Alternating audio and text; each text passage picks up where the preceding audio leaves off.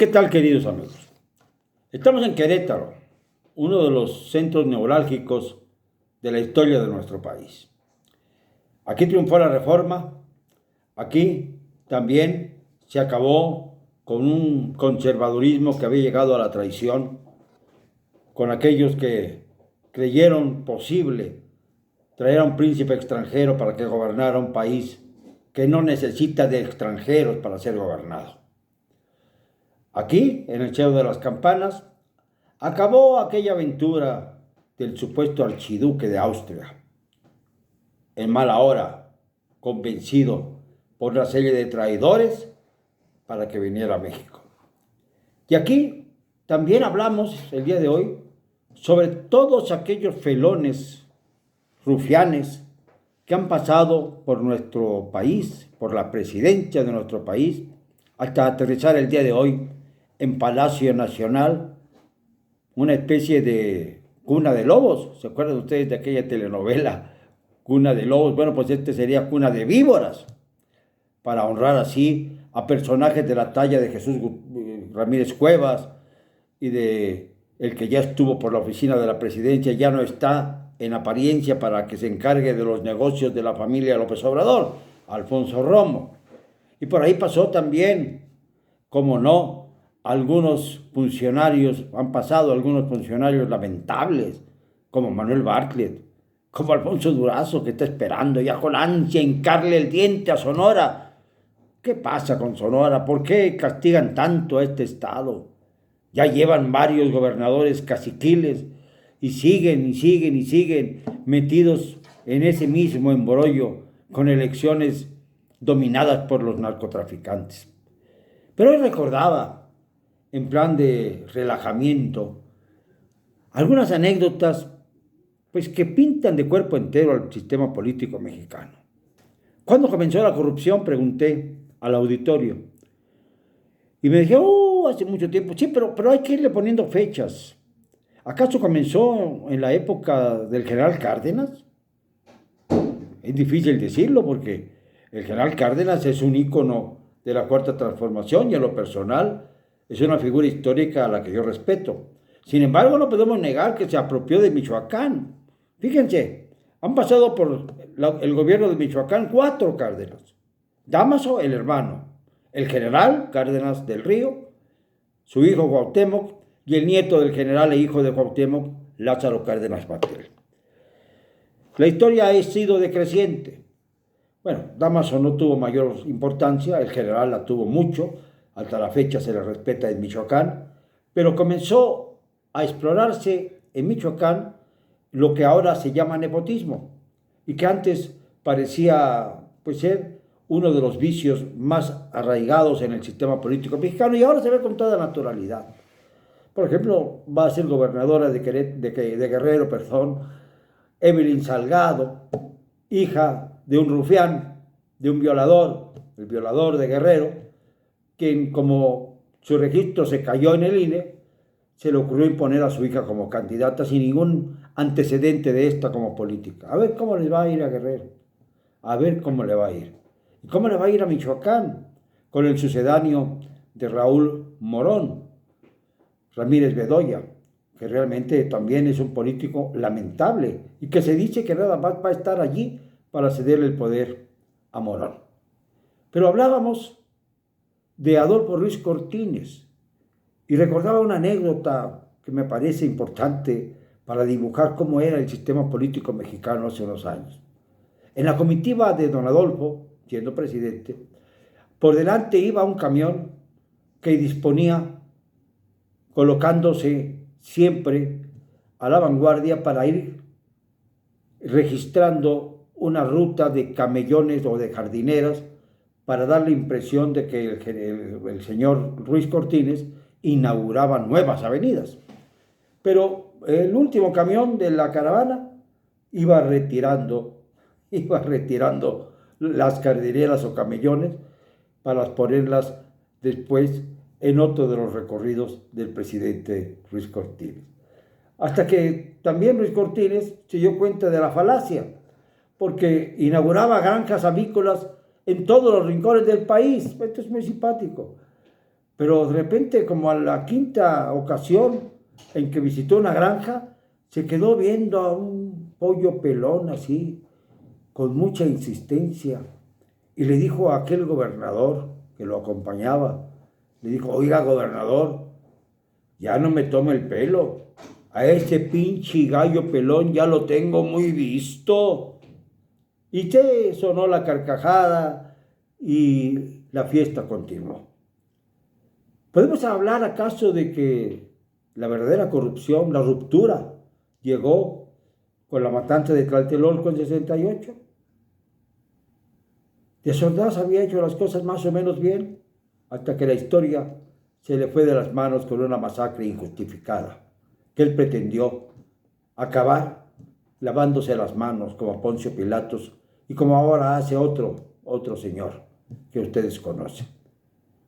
O bien, la corrupción llegó precisamente en la época de Echeverría, que va a cumplir 100 años en enero próximo, cuando se dio el halconazo, aquel nefasto jueves de Corpus de 1971. Yo entonces era estudiante y me corretearon los granaderos y los halcones, los terribles halcones vestidos de civil, que llegaron al grado de entrar a ciertos hospitales, uno de ellos el de la Cruz Roja, a rematar a los heridos. Esta es una de las historias más truculentas y brutales de la historia contemporánea de nuestro país.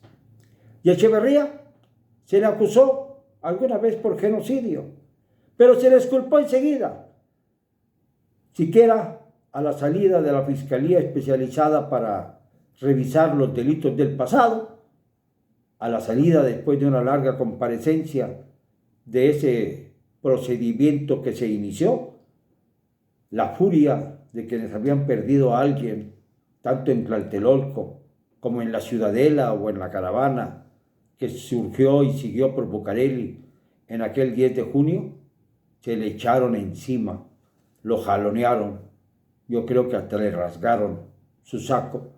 También cuando, recuerden ustedes, cuando tuvo el antecedente de la visita a la Universidad Nacional y le tocó en la cabeza un pedazo de una maceta que estaba a las afueras del auditorio de la Facultad de Medicina.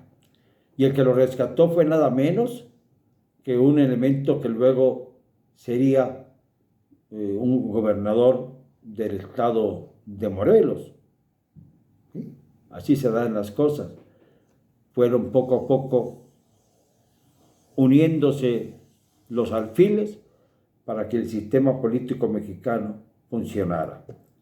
Eso fue lo que ocurrió con Jorge Carrillo Lea, que en aquel entonces era un teniente y que acabó siendo gobernador de Morelos por obra y gracia del sistema. ¿O acaso la corrupción más grande se dio con Miguel de la Madrid? Cuando se decidió a negarse a formar el club de deudores que proponía el entonces presidente de Argentina, Alfonsín, para hacer frente al agio internacional. Pero de la Madrid no era un elemento que estuviera en contra del imperialismo yanqui, no. Para él lo importante era negociar unilateralmente la deuda, volteando hacia el norte y no hacia el sur, y acabando con cualquier posibilidad de unión que nos hubiera fortificado frente a los grandes acreedores internacionales. Y fue en esa época también cuando se asesinó a 74 colegas, a 74 periodistas, entre ellos mi padre, Carlos Loret de Mola Bediz. No puedo olvidarlo. ¿Quién era secretario de Gobernación entonces? ¿Quién era? Manuel Bartlett Díaz, el que ahora figura como alguien al que le tiene mucha confianza el señor López Obrador. Después de Miguel de la Madrid siguió Salinas. Ya, ¿para qué les cuento qué hizo Salinas? Salinas acabó entre magnicidios y el horrible error de diciembre del 94 que nos causó la crisis económica estructural más severa de nuestra historia. Un felón, un mentiroso, un genio del mal, al que siguió Zedillo, que empobreció a los mexicanos de manera brutal, y al que siguió después de Zedillo, el señor Fox, que nos prometió un cambio estructural, y a los 2 meses de tomar posesión ya estaba elogiando a Zedillo porque había visto cómo los planes de educación que le había legado eran absolutamente extraordinarios, según dijo, y acabó traicionando a la democracia de una manera pelona al entrometerse en las elecciones de 2006, descarada y abiertamente. Y siguió Calderón, a quien muchos llaman usurpador, y durante todo este tiempo fue señalado presidente espurio, y que acabó militarizando el país, alcoholizándose y desajenándose de los verdaderos deberes de un presidente. Hasta aterrizar con Peña Nieto, Tlatlaya, Tanuato, Ayotzinapa, la Casa Blanca, los desfalcos, Odebrecht, Pegasus. Fíjense todos los nombres que podemos atesorar en torno a un solo sexenio y a un solo mandatario. Pero nadie, absolutamente ninguno de aquellos, a pesar de lo terrible de su legado, ha sido peor que este señor que ahora despacha en Palacio Nacional, que es además responsable de muchas muertes que no debieron haberse dado. Las muertes de Tlahuelilpan, por ejemplo, en el estado de Hidalgo. Ahí murieron 136 personas, precisamente como consecuencia del estallido del ducto de Pemex, cuando dijo perseguir a los guachicoleros y no procedió más que con algunos elementos menores y jamás con los grandes responsables del huachicol, que ahora han vuelto y con mayor fuerza que antes y que tienen más negocios que antes. Ni qué decir, por ejemplo, de todas las masacres que se han dado, lo mismo en Zacatecas, que en Sonora, que en Tamaulipas. Casi todos los días oímos que se matan a 8, a 10 personas, a los miembros de toda una familia, el caso de los Levarón, por ejemplo. En fin, sumamos y sumamos y sumamos matanzas por doquier como nunca antes en la historia de nuestro país.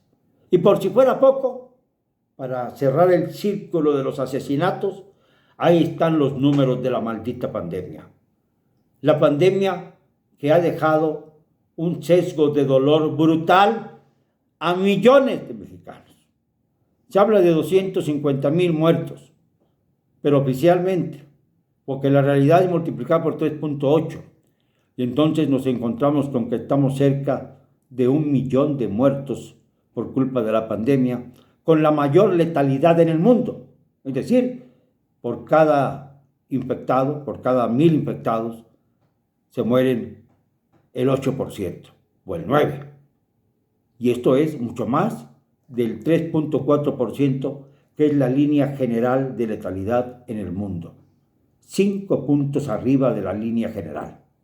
Estos son los muertos también que hay que adjudicar al doctor Muerte y al propio López Obrador. Los dos López son reos absolutamente de la ignominia que históricamente no podrá perdonárseles. Y esto es lo que hablamos el día de hoy, de la necesidad de tener conciencia de que hay que hacer un esfuerzo monumental, pero hay que hacerlo para insistir en la revocación de mandato del señor López Obrador. Revocar el mandato de López Obrador es una obligación de conciencia de cada mexicano digno. Yo en lo personal no quiero seguir perteneciendo a una generación del fracaso, que entreguemos un país en situación peor a la que lo recibimos. No puede ser. No puede ser que nos condenemos todos a ser señalados por nuestros hijos o por nuestros nietos. Por eso hay necesidad de pararle el alto a López Obrador y a este sistema político mexicano totalmente putrefacto. Lo siento, no me van a callar. Y lo digo con cero cobardía.